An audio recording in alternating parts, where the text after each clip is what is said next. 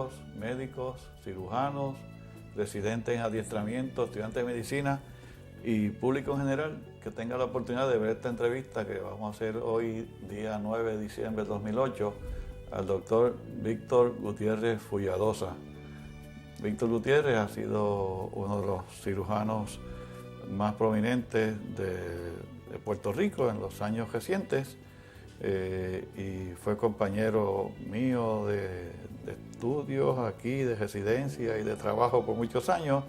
Y para mí es un placer poder entrevistar a Víctor, conocido como Vitín entre sus amigos, y que esté con nosotros en esta entrevista.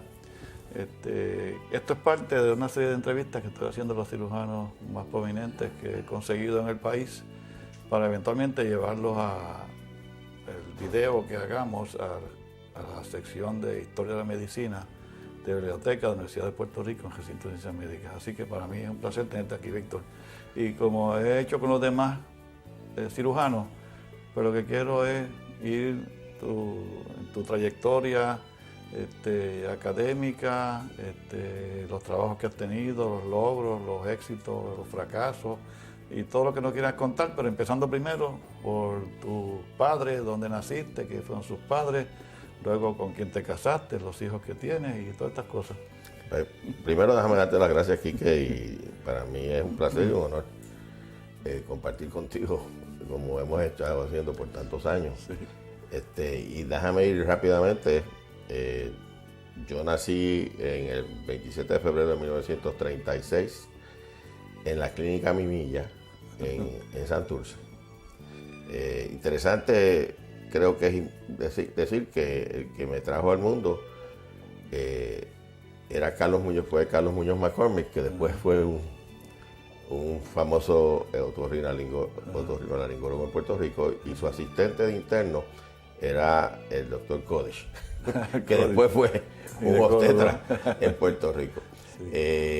Mis padres, Víctor Gutiérrez Franqui, nació en Cagua, y mi mamá, Ana Josefina Fulladosa, nació en Ponce. Así que yo vengo de familias puertorriqueñas de varias generaciones. Yo estudié elemental aquí en Santurce, en St. John's, y hice high school en los Estados Unidos en una escuela de jesuitas que se llamaba Cranwell Prep. Posteriormente estudié... ¿Eso es Massachusetts? Eso es Massachusetts. Sí. Y después pues fui a Holy Cross College, que también es jesuita, que también es en Massachusetts, pero más que nada fui porque mi papá se graduó de Holy Cross en el 1930. Después de estudiar en esos 8 años en los Estados Unidos, pues cuando tomé la decisión de estudiar medicina, había solicitado en varias universidades y me habían aceptado, pero cuando me aceptaron en Puerto Rico dije, no, ya yo llevo muchos años en los Estados Unidos. Cogiendo frío. Y volví a Puerto Rico a estudiar medicina, lo cual me alegró tremendamente que lo hice así. Terminé la escuela de medicina en Puerto Rico. 61. En 1961, y entonces me fui a hacer internado y residencia a la Universidad de Minnesota, en el programa de cirugía de la Universidad de Minnesota bajo el doctor Owen H. Wanstein. Desgraciadamente, por unas condiciones de salud de mi esposa, nada más que pude estar un año y volví a Puerto Rico para hacer mi residencia en Puerto Rico bajo el doctor Francisco Rapucci, igual que tú y un sinnúmero de nosotros, en el hospital universitario. Terminé mi residencia. Rapucci se empeñó en que quería extender la residencia a 5 años. Tú también tuviste que sufrirte eso, porque tú me seguiste a mí. Y yo hice 2 años de senior resident. Y entonces, pues el último año, como ya había hecho realmente mis 4 años de cirugía, el último año se fue como si fuera chief resident de nuevo, pero como fellow de cirugía torácica y cardiovascular. Eso terminé en el 1967. Y yo había firmado en lo que se conocía como el Berry Plan. Me tocaba ir al ejército. Tuve la suerte que Rapucci tenía unos buenos contactos con el jefe del Walter Reed Army Institute of Research. Bueno, no me recuerdo ¿cómo que se llamaba ahora? Ahorita no recordamos. Donde se estaba haciendo mucho research en shock. Y me asignaron al Walter Virame Institute of Research por 2 años. Había un caveat ahí. Era que si tú ibas al instituto, te obligabas a ir a Vietnam. Por un periodo de 6 meses. Los demás que estaban en el ejército, pues, no necesariamente iban a Vietnam, pero muchos fueron como tú fuiste. Y que muchos compañeros de nosotros, antes y después de nosotros, que fueron a Vietnam también. Pero yo me obligué a ir a Vietnam al haber firmado allí y tuve la oportunidad de ir a cargo de una unidad de lo que se llamaba Army Walter Virame Institute of Research, el Trauma Study Section. Nosotros fuimos asignados a un hospital grande, el 24th Back, y hicimos, yo tenía bajo mi mando otros cirujanos, tenía patólogos, tenía un grupo de enfermeras y técnicos y hacíamos research sobre trauma y shock. En ese tiempo, tú te recuerdas que estaba la cosa de darle muchos Ringer's Lactate a los pacientes con shock. Eso de ARDS. Exacto, y yo, obviamente, Hathaway, que era el jefe de cirugía de Walter Reed, Army Institute of Research, pues él tenía lo de Disseminated Intravascular Coagulation, y mucho de nuestro research pues se llevó a cabo en eso. Y posteriormente, cuando volví a Walter Reed, pues seguimos en esa área. ¿En Vietnam estuviste dónde? En el 24th Back, que es en Long Binh. Long Binh. Era una base bien grande. Sí. De vez en cuando nos tiraban cohetes, pero no viví las cosas que tú viviste allí. Cuando terminé mi servicio militar, venía un par de ofertas, quedarme en el servicio militar con una promoción. Ya había subido de capitán a mayor. Me ofrecieron unas posiciones en algunas escuelas de medicina en los Estados Unidos, pero ahí vino una oferta de la Universidad de Puerto Rico de que aceptara la posición de jefe de departamento de cirugía. Rapucci se había retirado por enfermedad y estaban buscando un jefe. Y pues, acepté la posición, tuve 6 o 7 años en ella. ¿Quién era el decano y el rector para esa época? El decano era Cifuentes.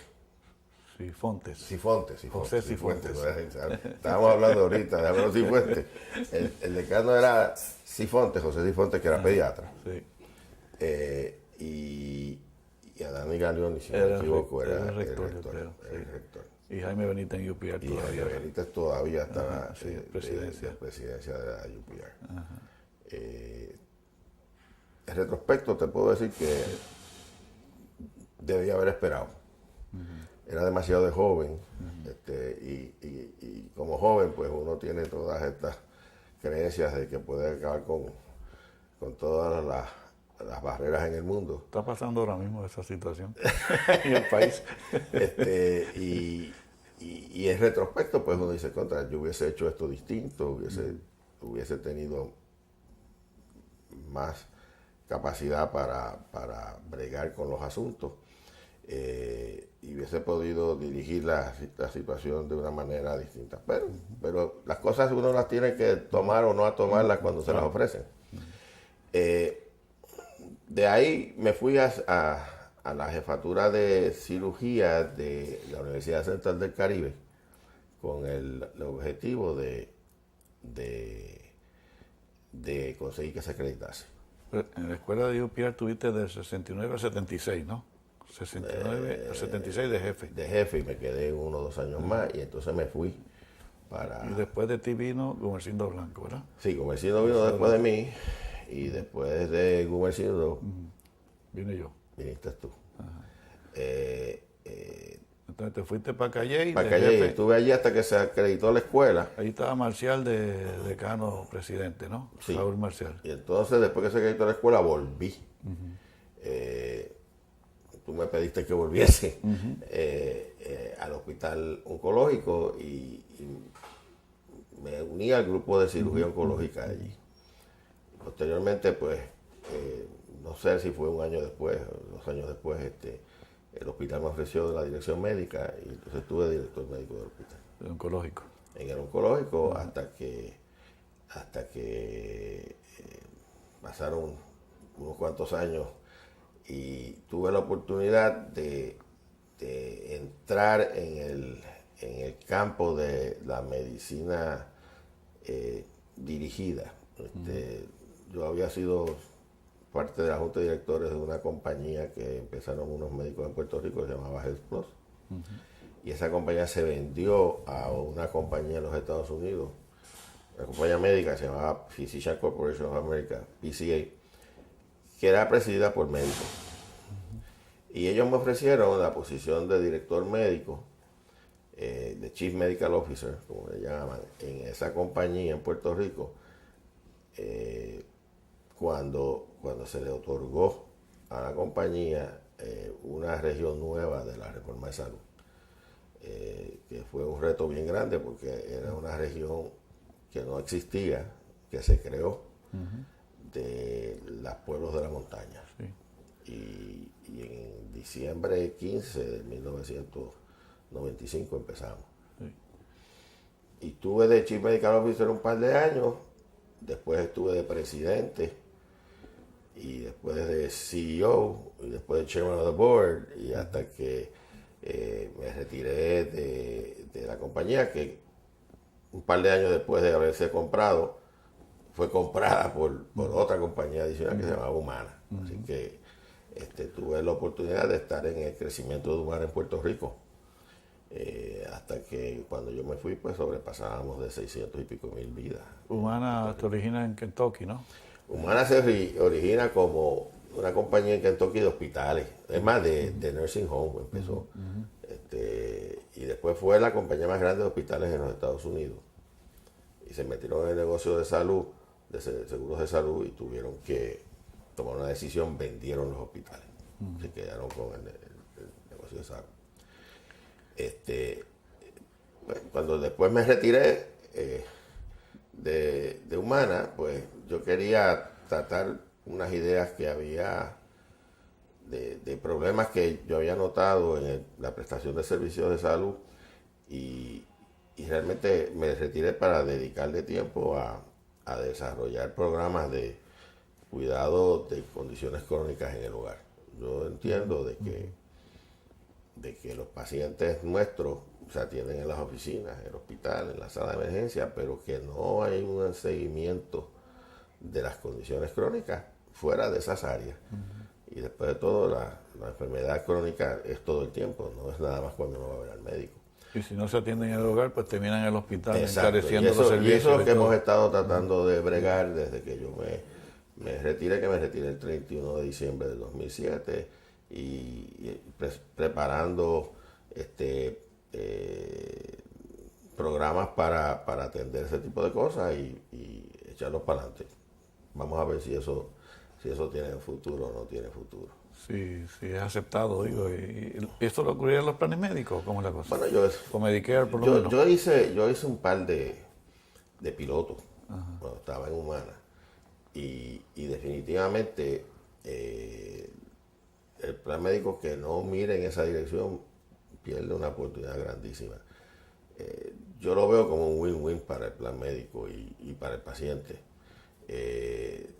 ya que el paciente es mejor atendido, la calidad de los servicios que recibe es mejor, el control de su enfermedad es mejor, y entonces la necesidad de ir a sala de emergencia y de admisiones al hospital disminuye significativamente, de tal manera que el costo de los medicamentos correctos son más caros, de la atención en el hogar es más que compensada por mucho, por el ahorro que se tiene en el hospital y en la sala de emergencia, y obviamente en la calidad de vida del paciente. Así que Y eso lo demostraron los pilotos que nosotros hicimos. Nosotros hicimos pilotos en diabetes, hicimos pilotos en condiciones respiratorias y consistentemente eso era lo que salía. Uno se pregunta por qué las compañías no lo hacen. Yo no creo que las compañías aseguradoras grandes están interesadas en dar servicio directo. Y usualmente no las corren clínicos, no hay personas clínicas en posiciones decisionales. Básicamente las posiciones decisionales las tienen administradores básicamente. O las tienen abogados, o las tienen contables. No relacionado a la medicina, realmente. Por eso se queja mucha gente que el médico ha perdido cierto tipo de autoridad Sí. cuando tiene que bregar con los planes médicos que le imponen algunas decisiones administrativas, algunas y otras de otras índoles que se están resistiendo. Bueno, pero todavía Humana sigue en la reforma, ¿no? En Puerto Rico. Bueno, Humana sigue en la reforma, sigue en Medicare, sigue en comercial. En Puerto Rico yo me he mantenido al margen adrede durante este año porque no quería aparecer que estaba metiéndome en las operaciones de la compañía innecesariamente. Como todos los planes médicos, pues tienen sus puntos altas y bajas. En este momento y por unos tiempos la situación de los planes médicos en Puerto Rico ha sido sumamente precaria, a pesar de lo que la gente piense. Y particularmente si hay problemas en la reforma, pues aquellos que están metidos en la reforma, pues la cantidad de dinero envuelta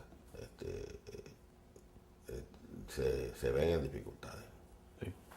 ¿Y cómo tú perfilas o piensas o qué problemas tú le auguras a la reforma según está actualmente? Porque se dice que hay déficit y que sé yo cuánto, y que el gobierno no le paga a las compañías, entonces las compañías no le pagan a los planes médicos, a los médicos, ni a los proveedores como farmacias, laboratorios, rayos X, estas cosas. ¿Eso tiene alguna solución previsible ahora en un futuro cercano? Bueno, yo te puedo decir que mientras yo presidía Humana, nosotros siempre procesábamos la factura. Cuando yo digo procesábamos, no quiere decir que yo pagaba, porque si la factura no estaba bien hecha, pues se denegaba el pago. Pero no había ningún plan ni ninguna directriz de retrasar los pagos. Yo me imagino que si hay una situación económica bien seria, llega el momento donde el plan no tiene fondos. Entonces, si no tiene fondos, ¿de dónde va a pagar los servicios? Pero yo espero que eso pues no sea algo que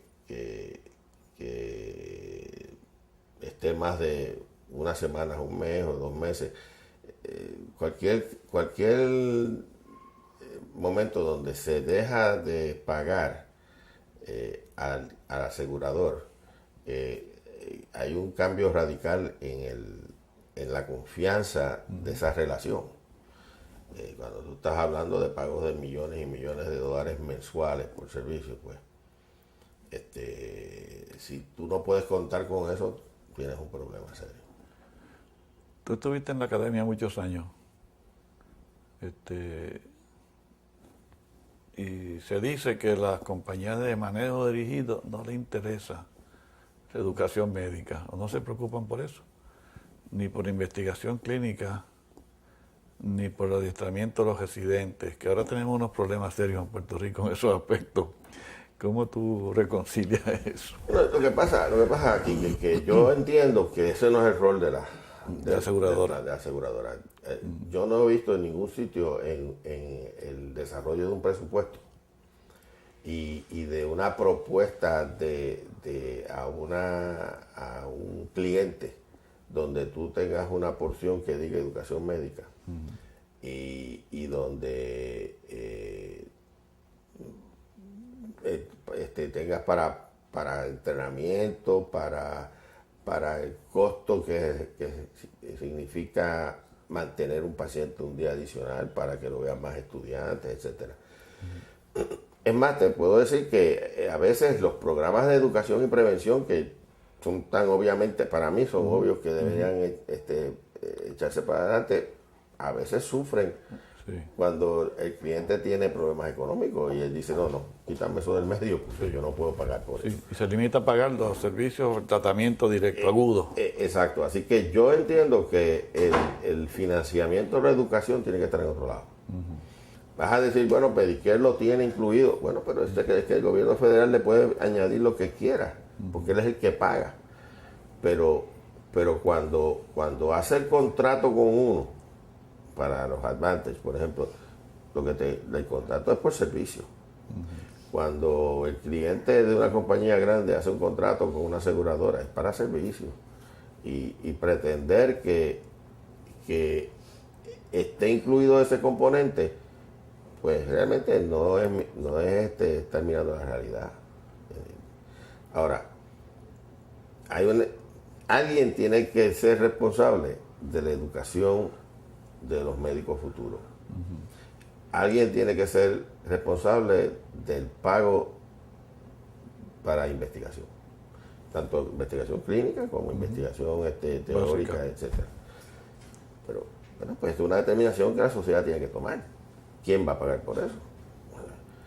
¿Cómo la universidad va a pagar a los residentes, va a pagar los maestros, va a pagar el costo que representa un hospital universitario versus otros hospitales? El hospital universitario no ha podido nunca tener un diferencial en paga de los planes médicos por el hecho que tienen estudiantes. Es más, los planes médicos miran las estadías prolongadas con muchos recelos. Sí. O sea, así que y quizás la parte administrativa no es tan eficiente para la facturación correcta y prontamente para los servicios que dan. Yo no sé cómo está pero eso. Pero aún así yo entiendo que el dinero que se paga es por el servicio. Yo veo muy difícil que ahí esté el fondo, de dónde se van a sacar los costos. Recuerda que en los Estados Unidos, las grandes instituciones universitarias tienen dinero de fundaciones. Sí. Muchos donativos.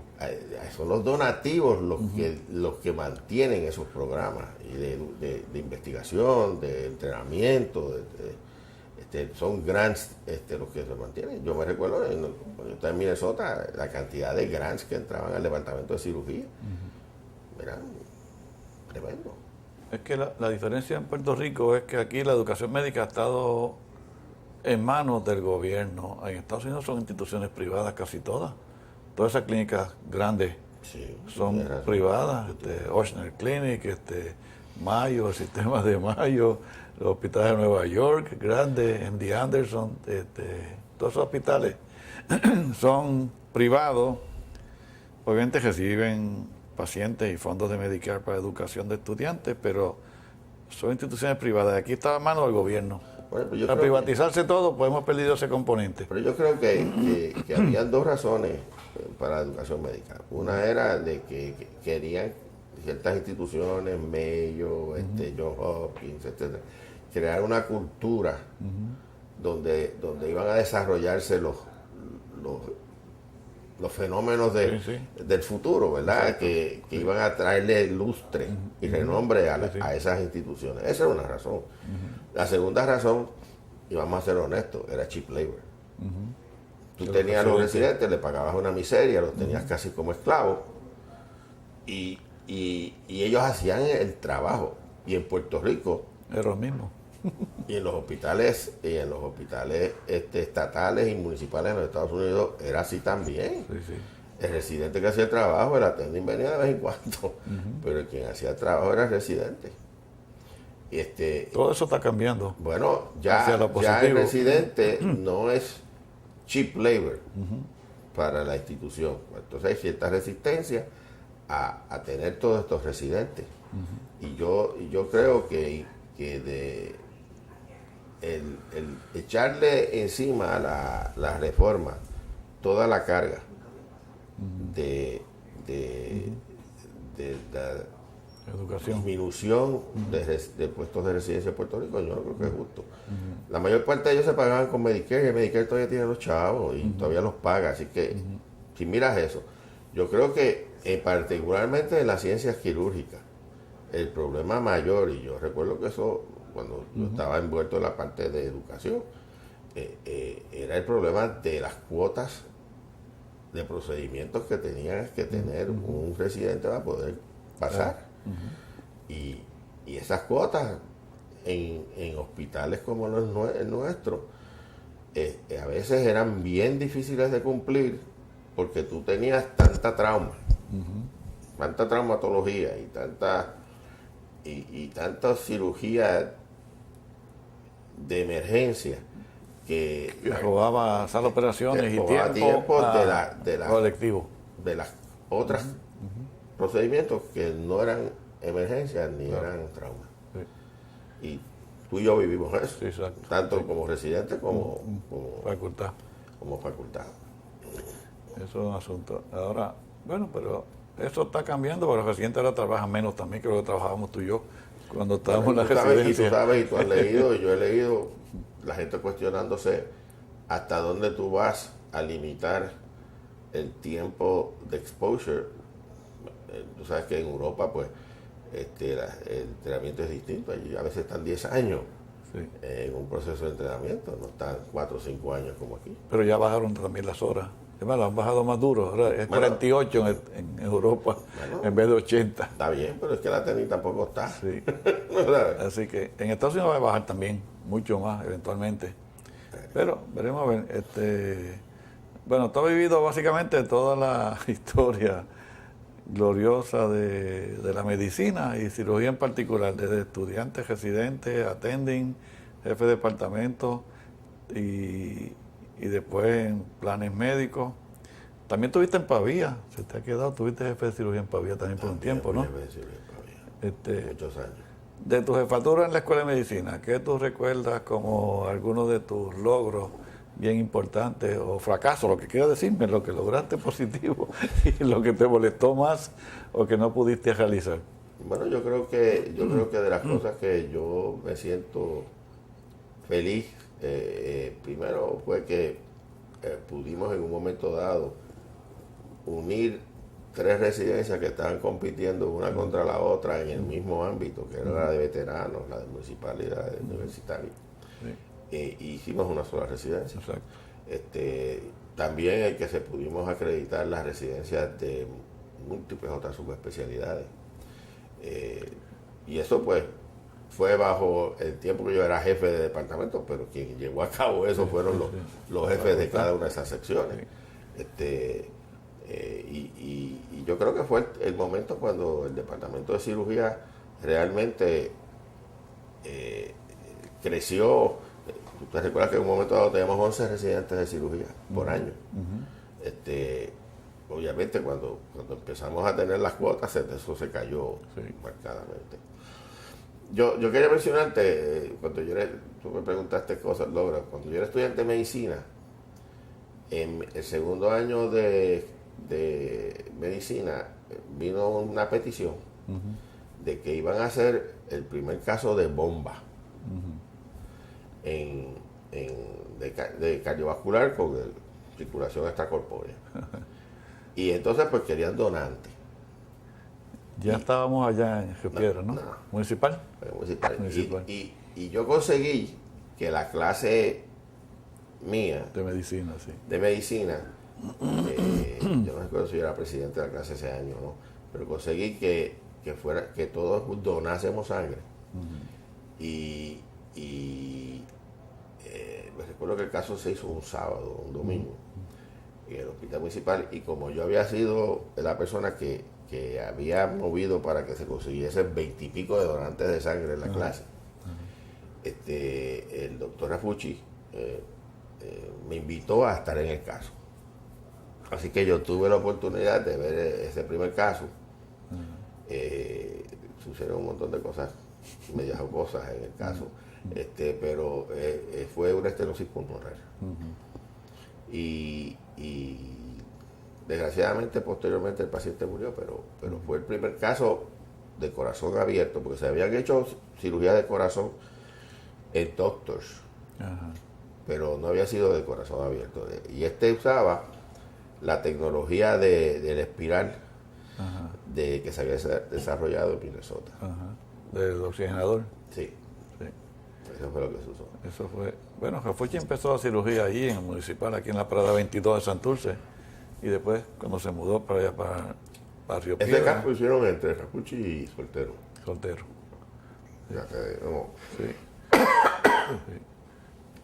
Soltero, como se cree que Soltero se conoce como el padre de la cirugía cardiovascular pediátrica en Puerto Rico, porque fue el que más experiencia tuvo posiblemente en estos casos y se adiestró bien en Estados Unidos, con DeBakey y Cooley, y ya tuve la oportunidad de entrevistarlo aquí también. La residencia que se organizó y se integró fue con veteranos, que todavía persiste. Y con municipal. El municipal después se separó y eventualmente... Era con Amadeo y Chavo Casanova. Eran los dos jefes de sus dos instituciones. Y se integró la residencia. Déjame hacerte otro anécdota de cosas que sucedieron. Cuando yo estaba de residente, había un muchacho joven que llegó allí a la institución durante el mes de octubre, que estaban todos nuestros jefes en la convención de cirugía. Y tenía un bloqueo atrioventricular completo. Y le habíamos puesto un pacemaker externo, porque eso es lo que había. Y entonces, esto llevaba 12 horas, 18 horas, con el pacemaker externo estaba quemado. Entonces, el doctor Rafucci había pedido un pacemaker interno y estaba en su oficina. El pacemaker interno, trancaba allí en la oficina. ¿Y él estaba de viaje? Y él estaba de viaje y no había ninguno de los jefes allí. Y decidimos que teníamos que operar a ese paciente. Yo era residente el primer año. Y yo me recuerdo que yo me colé por la ventana de la oficina de Rafucci. Me metí por unas ventanas de esas de lengüetas grandes. Y encontré el pacemaker y lo llevé a sala. Entonces estaban un fellow de cardiovascular, que era Luis Fraguada, y Quique Márquez estaban operando el caso. Y entonces le estaban poniendo el pacemaker. Yo estaba allí, porque como yo había traído el equipo, le estaban poniendo el pacemaker en el atrio. Y no se funcionaba. Y yo venía de la Universidad de Minnesota, donde eso se ponía todos los días, y hacían cirugía cardiovascular todos los días. Y yo sabía que se ponía en el ventrículo. Y yo decía, ¿cómo se pone el ventrículo? Y entonces me miraban, ese condenado residente primer año no me querían acercar. Por fin se pusieron el ventrículo y el paciente pues empezó a pelear.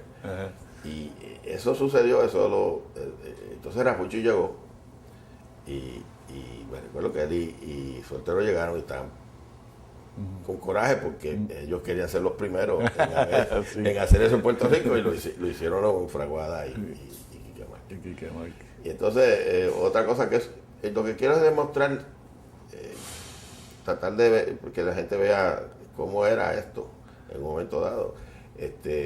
Me recuerdo cuando llegó el primer pacemaker endovenoso. Y ¿cómo se pone eso? Aquí se pone le llamamos instrucciones, se pone por la yugular, que es esto, que es lo otro, por subclavia. Y me recuerdo que pues fui a la oficina, lo trajimos, ahí yo era el chief resident.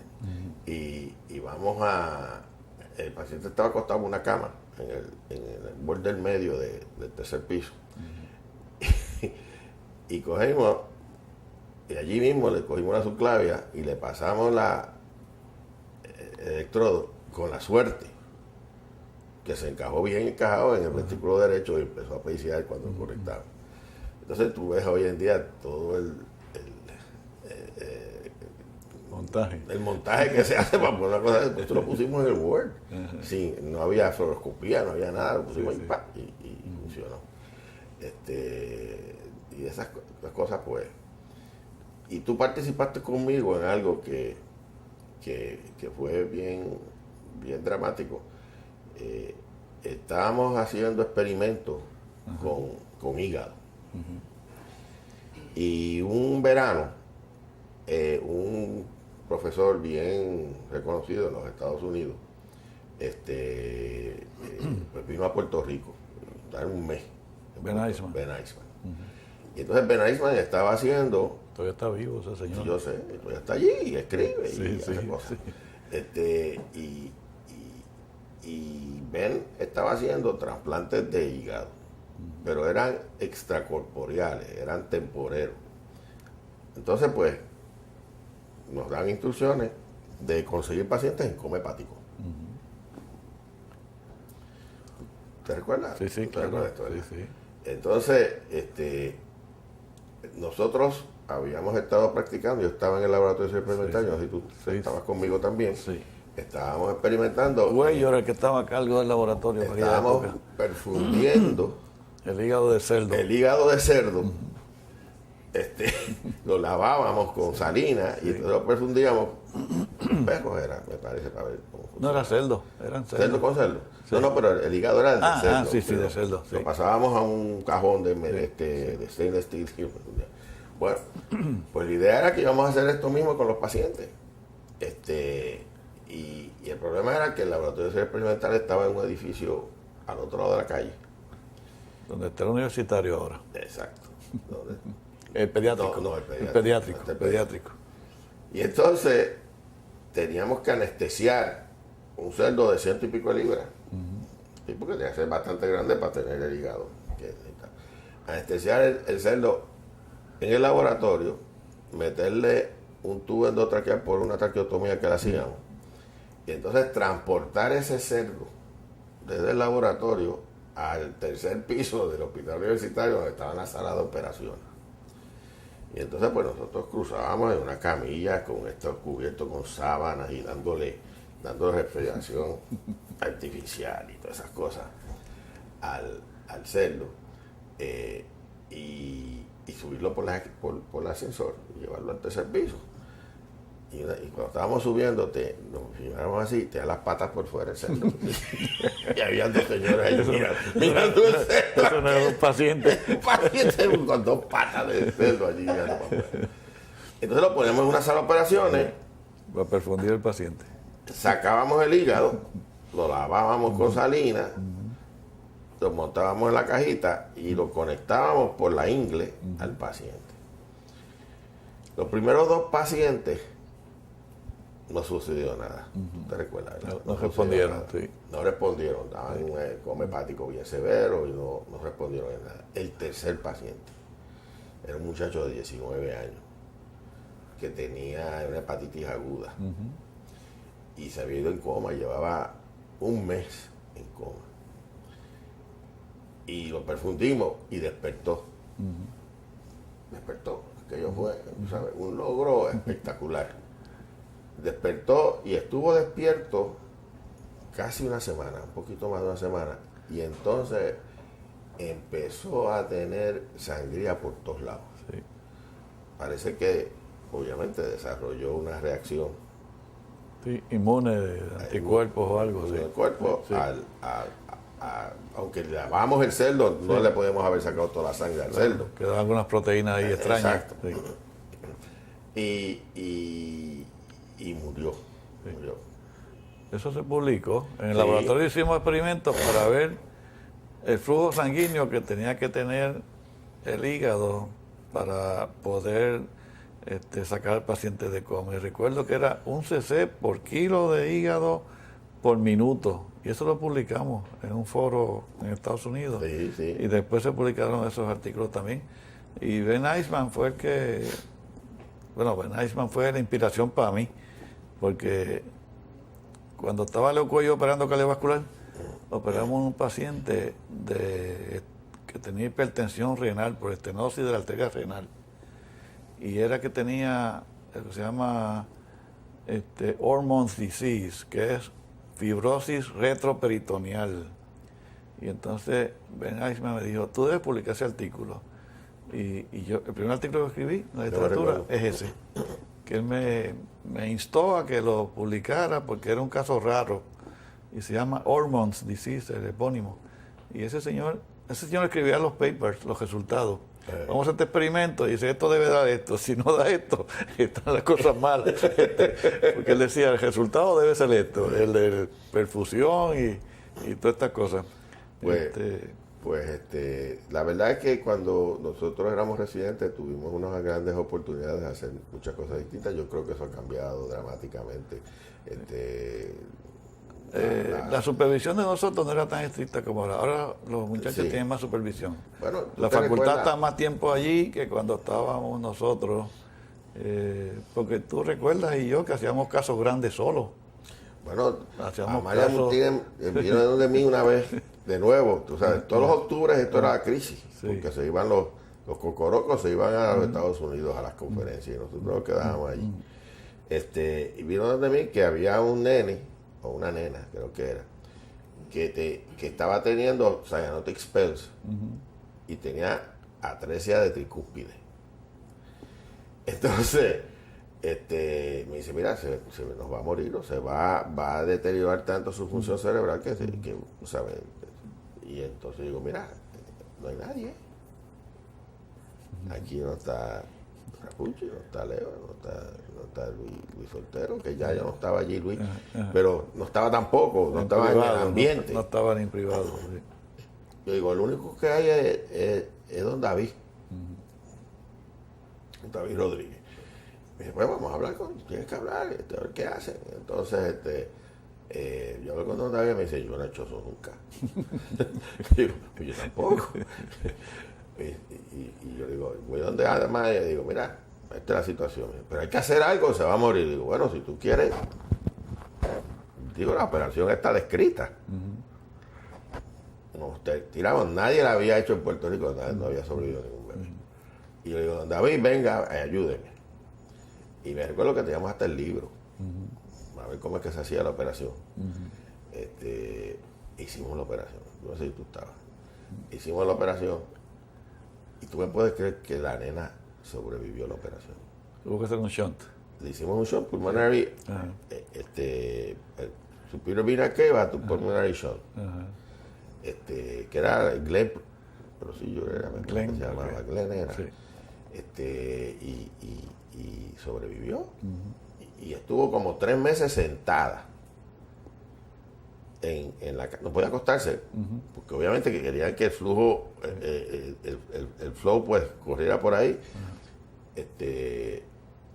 Y yo no sé qué pasó con ella después de muchos años, tú sabes, los años posteriores, pero fue el primer show de esos que se hizo y sobrevivió en Puerto Rico. Nunca escribimos eso. Sí, ese no se publicó. Ese no se publicó. Sí.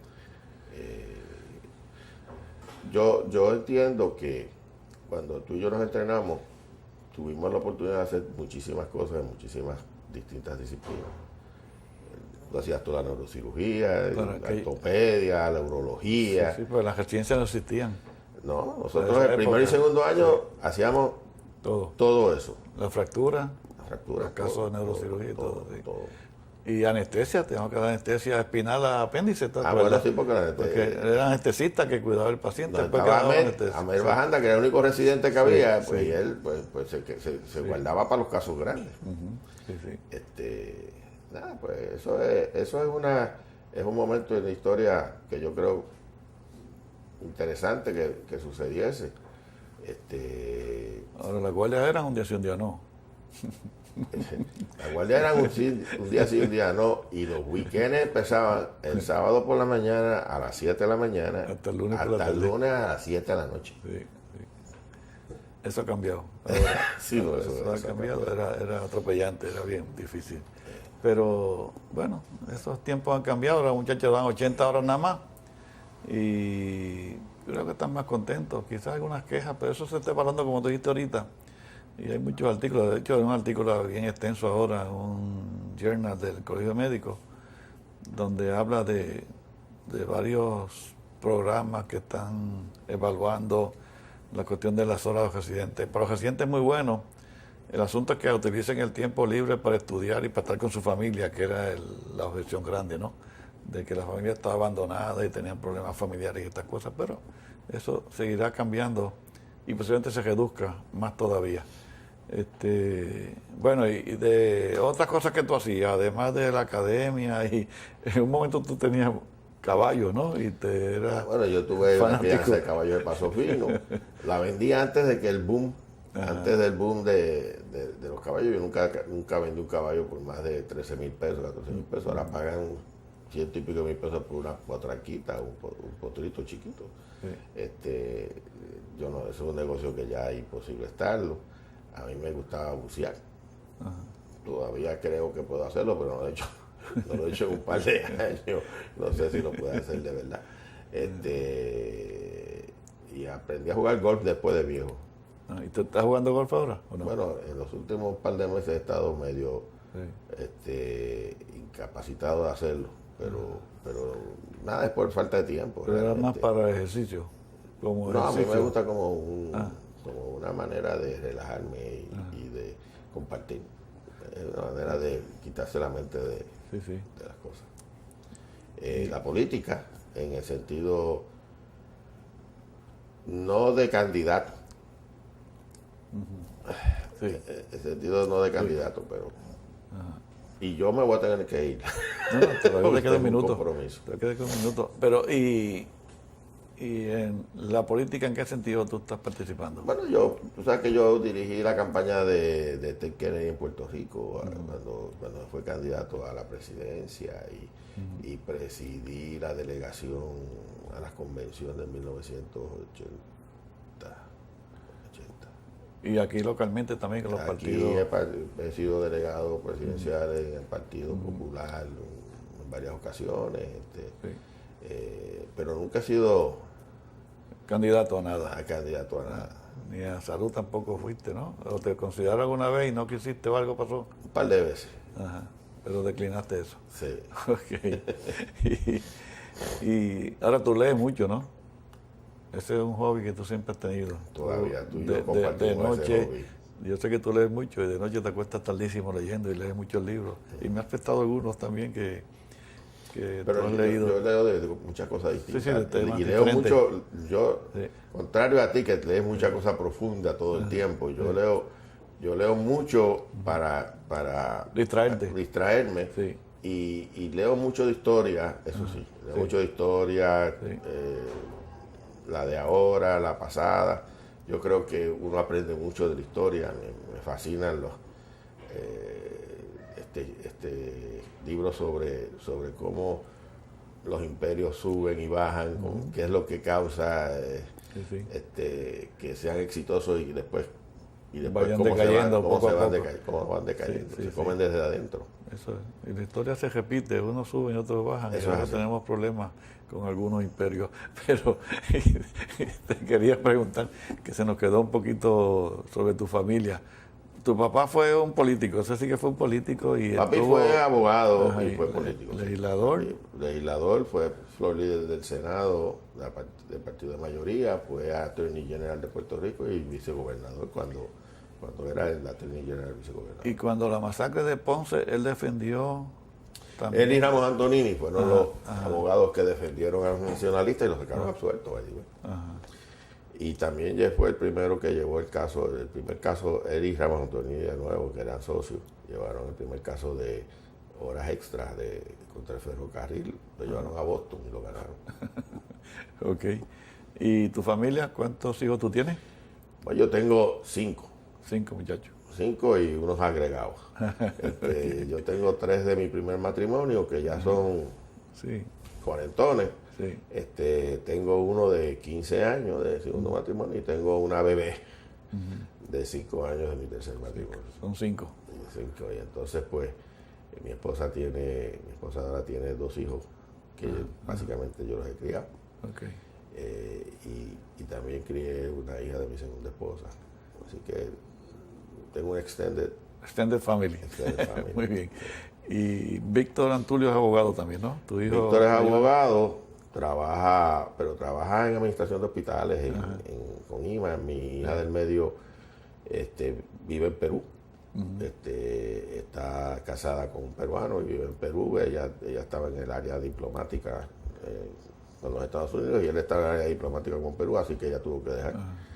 Y la tercera del primer matrimonio pues está en comunicaciones, en el área de comunicaciones. ¿Esa está aquí? Esa está aquí, está casada, está aquí. Tengo 6 nietos. Sí. Tengo casi tantos hijos como nietos. El varón de 15 años está estudiando y la nena de 5 años está en kinder. Muy bien.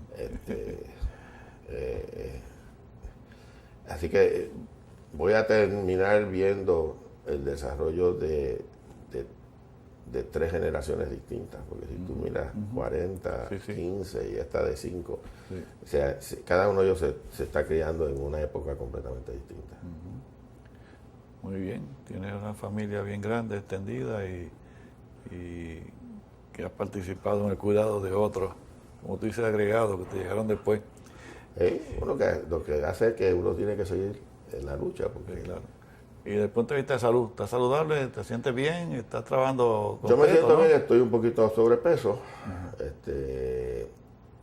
Tengo un poquito de hipertensión y tengo que estar tomando omeprazole porque si no me da reflujo. No es reflujo. No. Es una duodenitis que me da, que me pongo de lastre. Pero, ¿y el negocio nuevo que estableciste ahora, te va bien o estás progresando? Bueno, estamos progresando y compramos una compañía de DMEs que entendimos que teníamos que añadirla. El negocio se llama Summit Health Services. Veremos a ver si eso se convierte en un nombre conocido en la industria. Y con mi esposa pues tengo también pues la compañía de consultoría que se llama AG Consulting, ¿verdad? Tenemos oficina en Caguas. ¿Estás ayudando al alcalde de Caguas también? ¿Alguna yo tengo capacidad? En cuestiones de servicio de salud porque él tiene mucho interés en eso y el desarrollo de eso, así que él me pidió que yo lo ayudara.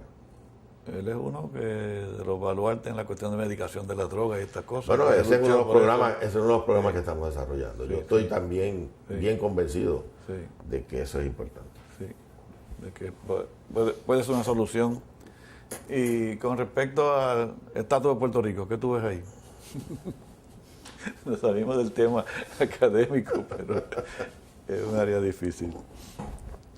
Quique, yo no sé, el pueblo puertorriqueño debe explorar la opción que entienda que mejor le conviene al pueblo como pueblo yo no creo que uno debe ceñirse exclusivamente a fórmulas específicas y pensar que no te puedes salir de los parámetros tradicionales de esa fórmula, pero yo creo que lo que ha sucedido en el mundo nadie lo pensaba. La Unión Europea es algo que nadie lo hubiese pensado eso es verdad. hace 50, 60 años atrás, cuando se estaban matando los unos a los otros, tú sabes, por Dios santo.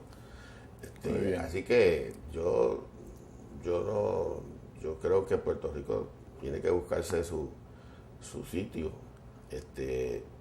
pero tiene que caminar en una dirección, porque es que estamos estancados porque jalando en direcciones opuestas. ¿Verdad? Pues Víctor, se nos acaba el tiempo. Yo sé que tengo un compromiso. Muchas gracias por estar aquí. Bueno.